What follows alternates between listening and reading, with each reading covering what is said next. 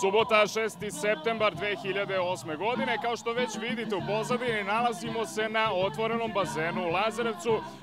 Reč je o događaju kojeg smo najavljivali pa već 2 do 3 nedelje, a naravno radi se o koncertu Goce Tržan. Jedna od pesama sa njenog novog albuma zove se Kad je bal neke bale, ali u svakom slučaju možemo da kažemo da je Goca ovde priredila i više od bala, naravno jednu zaista divnu žurku. Inače, vi ćete u prilici sada da pogledate deo atmosfere sa iste.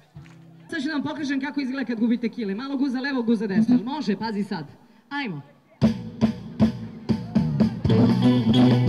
Na binu je umesto 21:30 izašla sa oko sat vremena zakašnjenja, opevavši pesmu Otrovu čaj, kojom je i počela koncert.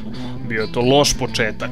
Marinkovićka za to nije kriva. Naime, dok je pevala poslednju strofu Otrova iz 2004. godine, nestalo je struje. Otprilike reč je o kvaru na elektroenergetskom postrojenju koje obezbeđuje struju za rasvetu na bini i ozvučenje namenjeno publici. Ta scena je ovako izgledala. Imali smo i priliku da se uverimo u to da je Tržanova vrstan profesionalac, jer je u trenucima kada nije bilo struje zabavljala publiku prozivkama na račun rudarskog basena Kolubara. Je li moguće da Kolubara pravi struju da ovde nema dovoljno struje da ovo sve izgleda kako treba? Je li ima neko iz Kolubare ovde možda? A saznali smo i da Goci sviranje bubnjeva nije nepoznanica.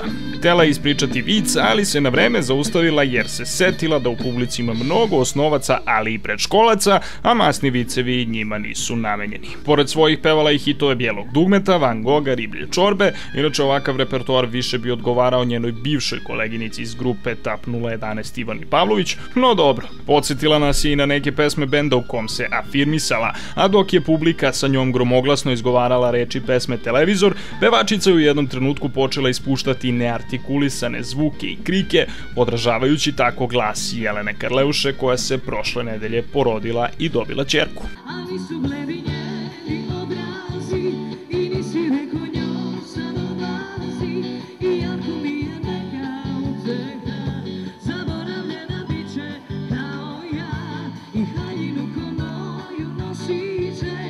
Suze